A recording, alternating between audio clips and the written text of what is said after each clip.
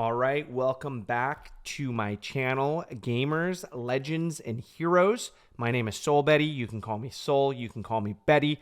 If you see me in any one of the game arenas and you're using your microphone, you can call me anything you like, as long as we're contributing to the win and it's somewhat tasteful.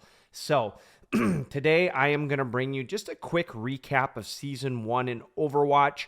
This is not a rant video, so I'm not going to be ranting about things, but I am going to bring you the good, the bad, and essentially the gnarly, or aka the ugly, from my experiences in Overwatch. So let me start out with just some stats so you kind of understand where I'm coming from.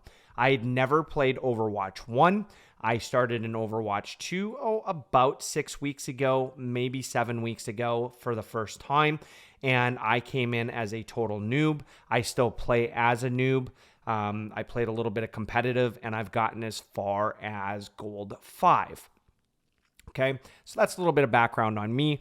I mostly played BR games, so, I started out in Fortnite, was really my first BR. Played a little bit of PUBG, a little bit of H1Z1, but not enough to say that I was part of that community. Played a lot of Fortnite, got just about 1,000 wins, quit that game, went back to Destiny 2 for a little while, and then realized that that wasn't for me, and then got into Apex Legends, where I think I've got 1,100 wins so far in that game, and was just really looking for something new to spend my time. So fast forward, I start playing Overwatch with some friends.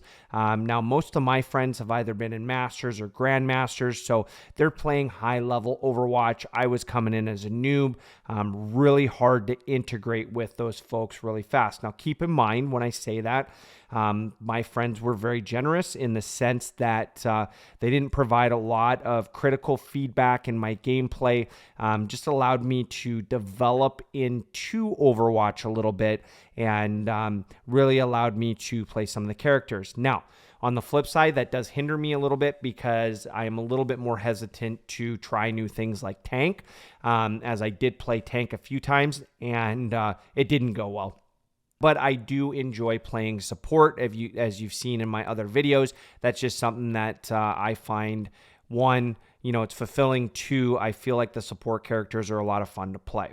Okay, all of that, I know a lot of background stuff. Let's jump into the good first. So, good. First things first, this is not a battle royale, right? And I love my battle royales, but this was just something different. And for me, coming in, it was nice to be able to have to rely on 4 other players to win in a game and have those 4 other players rely on me. Very much arcade-like gaming where you go, if you get put down, then you come back, you respawn, you get another life, and there's a lot of strategy behind this game. It is fast-paced, it's still a first-person shooter, and yes, you have a lot of fun. Another good is just the wild range of characters that are in this game. You've got your tanks, you've got your DPS, you have your support, and there's a lot to choose from in each one of those categories. So coming in, I really feel like you can individualize not only your gameplay, but how you approach games. And I think that this is really cool. And if you're really flexible as you get better, you can change characters based off of what's going on in fights and what's currently happening in the game. That can really change the outcome of a game. I think that is amazing. Another one for me is how balanced this game is. If you go, and I read an article in Forbes talking about balancing, and the highest win rate player in Overwatch, I think, was Baptiste at 53%, and then Zarya was like a 52%, right? That is crazy. That means 52% of the time Zarya is winning, 48% of the time Zarya is losing. Now, that tells me just balance all the way around. No matter what character you're picking, you're going to get that 50% win rate. Now, for some of you, you might be just cracked gamers. You might be getting 80, 90%. This is as a community, how often these heroes are winning in games. And that tells you that there's a lot of great balancing in this game. Yes, at times where there's some things that were broken, absolutely. But my experience, especially coming over from Destiny, coming over from Apex, even in Fortnite, the two biggest ones being Destiny and Apex, that there's balancing issues there, and sometimes it takes a long time to fix that. My experience in Overwatch is it's very minimal, and they seem to fix it very quick. So that is a huge good on Overwatch. All right, so let's talk about the bad. The bad, obviously, it's how support players are treated in game. Now, this is not because of the game itself or developers, but it's just not a glamorous role. You've heard me talk about it in my other videos. It is a role that when you do very well, there's not a lot of recognition that goes with it. Typically, it's your tanks and your DPS that are going to get congratulated and get a play of the game, and so on and so forth.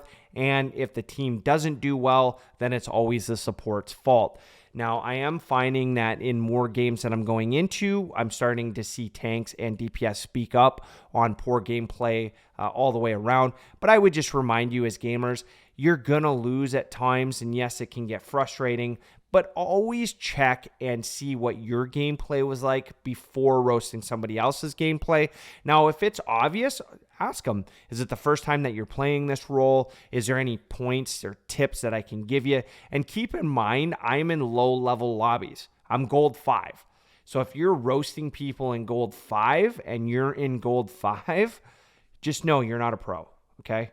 You're probably a long ways from getting to be pro. There is no reason to be frustrated. These are the types of lobbies you should be going in and trying new things. So that's essentially the bad. All right, and now for the gnarlies, and I said the ugly, aka I say gnarly just because there's not really anything that's really ugly about this game. I recommend people to pick it up, play it. I think that there's some fixes, again, in the support role categories, but I really do think that Overwatch has got this locked in. There's a lot of fun to be had when you're playing this game, especially if you don't take it too seriously. Obviously, take it seriously to go for the win. But again, I'm not going to ever be a pro player. Would I like to make my way up to platinum, then diamond, then master, so on and so forth?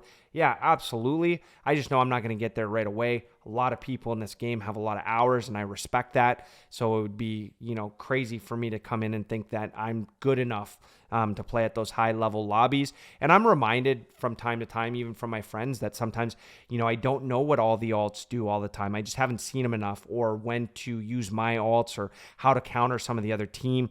And for me, I totally understand that. And again, I respect that. So for me, that's kind of the gnarly, not the ugly, because again, I don't think that there's any ugly in this game. And I also think it's pretty gnarly that in Overwatch League, right, and you've seen it in my other video, is that most of the characters have a 95% pick rate or higher. So they set a meta. But when you get into competitive, that meta is totally different. I don't experience that quite as much in Apex. Typically, what I see pro players utilizing, I will see the same thing being utilized in Diamonds or Masters lobbies in Apex. So I think that is kind of gnarly, and in a cool way, not in a bad way, because people aren't afraid to try different characters. I will see Baptiste, for support. I will see all sorts of different tanks while I'm in there. I've been seeing a lot of Doomfist lately. You would never see that in Overwatch League. So that to me is pretty gnarly, and I think that that's pretty cool. So overall, Season 1, here's my feedback. I think this is a great game. This was an easy game to come over and transition to, especially when I was playing with friends. I love playing with my friends, even though they're much better at the game than I am. It does give me and allow me a chance to develop. My solo queue experience for the most part has been pretty good, other than some of the roasting from a support standpoint. You saw that in my other videos. The one specific one was where I was getting roasted and I had 22,000 heals with 7,000 damage. That one was kind of disappointing, but it's not always the case, right? Like I said, I've been seeing more and more people stick up for that and really kind of open the door for more people to play healing. And then just overall, this game is enjoyable just to load up. I get home, if I just want to play for 20 or 30 minutes, I know I can go in and play 1 or 2 games, and I'm going to have a lot of fun. It doesn't stress me out at all. As a matter of fact, it's going to take the stress away from work. And if I get to play with friends, it's even going to be a little bit more fun. So for me, overall, this game is definitely getting better and better.